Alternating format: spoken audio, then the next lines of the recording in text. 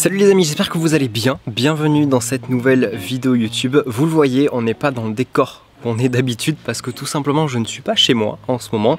Vous le savez peut-être si vous suivez un petit peu mes aventures sur Instagram, mais je suis en plein déménagement et j'ai enfin trouvé un appartement. Donc ça veut dire que la prochaine vidéo YouTube que vous allez voir sera tournée normalement dans mon nouvel appartement et je suis très content. Donc aujourd'hui je me suis dit que plutôt que essayer de faire un décor à peu près bien, j'allais juste me poser dehors au soleil. En plus il fait super beau et regardez ce qu'il y a juste derrière moi. Il y a mon petit chien qui est en train de dormir, donc je me suis dit que ça allait vous apaiser tout le long de la vidéo, que ça pouvait être très intéressant. Comme vous l'avez vu aujourd'hui, c'est une...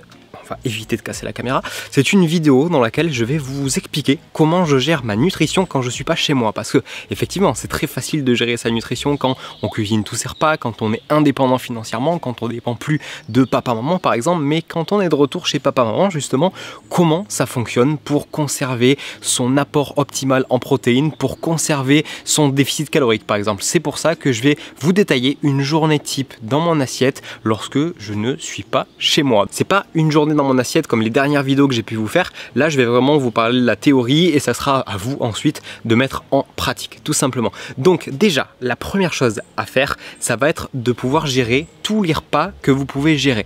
Imaginons, et on va se mettre dans ce contexte là, que on ne peut pas gérer le repas du midi parce que c'est pas moi qui le prépare et qu'on ne peut pas gérer le repas du soir parce que c'est pas moi non plus qui le prépare. Et on va dire que au goûter on va avoir une petite friandise, un petit gâteau, quelque chose comme ça, histoire de pouvoir, on va dire, être prêt à toute épreuve, à toute éventualité. Donc on va se lancer dès le départ. Donc ce que je vous conseille de faire si vous avez le même style de vie que moi, c'est-à-dire que si vous n'êtes pas très actif le matin, c'est d'appliquer le principe du jeûne intermittent et d'avoir en fait votre premier repas à midi. Donc le jeûne intermittent, pour ceux qui connaissent pas trop, il faut vraiment que vous soyez inactif la matinée, c'est-à-dire que vous travaillez par exemple devant votre bureau comme c'est le cas pour moi, pas de séance de sport le matin et surtout que vous n'ayez pas trop faim le matin. Si votre repas préféré c'est le matin, clairement prenez votre petit déj et il n'y aura aucun souci. Si jamais vous prenez votre petit déj, du coup on va faire juste cette petite exception.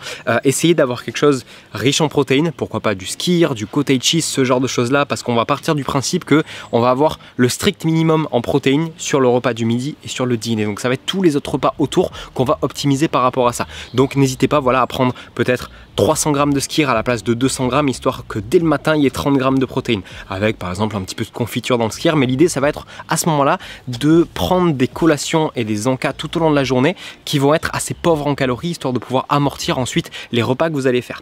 Donc voilà, là c'était la petite parenthèse si vous prenez un petit déj, mais mettons que vous ne prenez pas de petit déj parce que vous pouvez appliquer le principe du jeûne intermittent, surtout si vous êtes en vacances, si vous vous levez un petit peu tard, et que le premier repas du coup ça va être le repas du midi que vous ne gérez absolument pas. Sur ce repas forcément vous allez manger un petit peu comme tout le monde. L'idée c'est quand même de conserver un volume alimentaire intéressant, c'est-à-dire que par exemple si vous avez à disposition...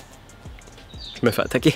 Si vous avez à votre disposition sur la table plusieurs choses, que vous avez un bac avec des légumes, peut-être des haricots verts ou de la salade, qu'à côté vous avez une viande et peut-être des pommes de terre faites en gratin dauphinois par exemple, essayez d'avoir quand même une part importante de légumes dans votre assiette, histoire d'optimiser le volume alimentaire et pas d'exploser non plus votre apport calorique. Ça va être important. Et ça, si c'est pas vous qui gérez votre assiette, précisez-le à la personne qui vous héberge. Si c'est vos parents, voilà, dites juste, bah écoute maman, est-ce que tu peux juste me mettre un petit peu plus de légumes parce que bah, j'ai un gros estomac, j'ai très faim, donc j'ai pas envie non plus d'exploser mon apport calorique. Je pense qu'elle comprendra sans problème.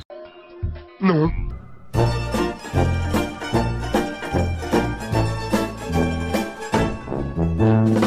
Maintenant, si vous avez un repas où vous sentez qu'il manque un petit peu de protéines, que c'est un petit bout de poulet pas très épais, ce que vous pouvez faire justement, c'est à la fin du repas, au dessert, prendre peut-être un petit peu de skyr ou du cottage cheese, ou en tout cas quelque chose qui va vous apporter des protéines.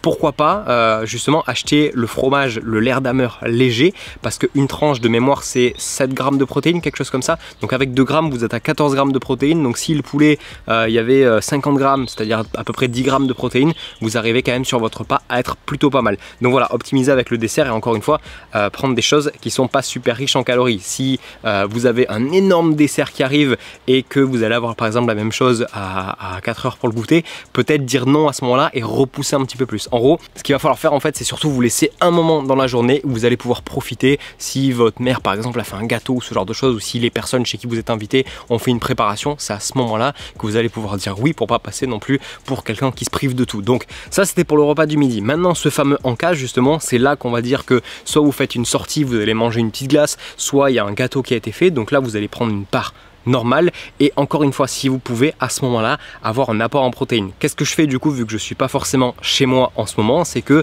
sous la main j'ai des petites barres protéinées, donc j'en ai pas tout le temps et c'est vraiment que dans le strict nécessaire que je vais utiliser ce genre de choses. Sinon je me fais toujours un encas type skir, ou à la limite quand je rentre de l'entraînement je prends par exemple des protéines, mais sinon c'est à ce moment là que je vais pouvoir consommer ce type de petites barres. Ça vous permettra d'optimiser votre synthèse protéique et votre assimilation tout en mangeant une part de gâteau, une glace avec votre famille. Donc pensez à ça, ça peut toujours être intéressant quand vous voyagez de prendre, mettons pendant 7 jours, vous prenez 7 petites barres protéinées sous la main, histoire de pouvoir avoir quelque chose au cas où vous ne pourrez pas faire d'encas avec du skir ou ce genre de truc là.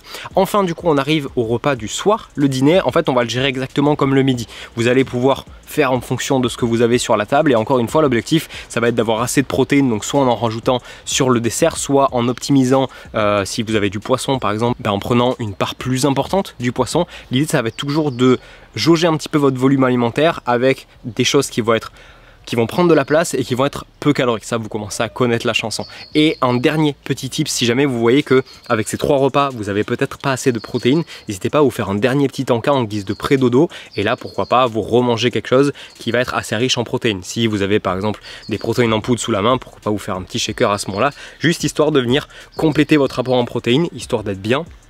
Parce que personnellement je sais que même quand je suis pas chez moi, je continue de m'entraîner normalement, je continue à avoir un certain style de vie, donc c'est pour ça que je fais attention à tous ces paramètres. Si jamais vous êtes dans une situation où vous mangez au restaurant le soir, donc là où vous allez vraiment pas pouvoir gérer du tout comme il faut vos apports, j'ai fait justement un podcast il y a quelques temps pendant l'été qui vous apprend à gérer une sortie au resto avec des choses imprévues. Je vous le mettrai du coup juste ici et je vous indiquerai le numéro d'épisode que c'est juste en dessous. Il y aura aussi le titre qui sera marqué, vous pouvez le chercher sur Apple Podcast, sur Spotify, sur les plateformes sur lesquelles vous écoutez en général des podcasts. Il dure en plus une bonne demi-heure, donc ça vous permettra d'apprendre plein de choses. Donc voilà, je pense que c'est tout pour cette petite vidéo que je voulais vous faire pendant que je n'ai pas encore mon chez moi et mon studio. Je me suis dit que ça pourrait vraiment vous aider de savoir comment moi je gère quand je suis pas chez moi. Et j'ai vraiment hâte de vous retrouver dans la prochaine vidéo parce que vous allez à ce moment-là découvrir mon nouveau lieu de tournage. Enfin, pour l'instant, il sera un petit peu vide, mais je pense que je compléterai ça et je vous montrerai tout ça si ça vous intéresse. En tout cas, j'espère que la vidéo d'aujourd'hui vous a plu. Si jamais vous n'êtes pas abonné, pensez à vous abonner, ça soutient mon travail et ça fait toujours plaisir.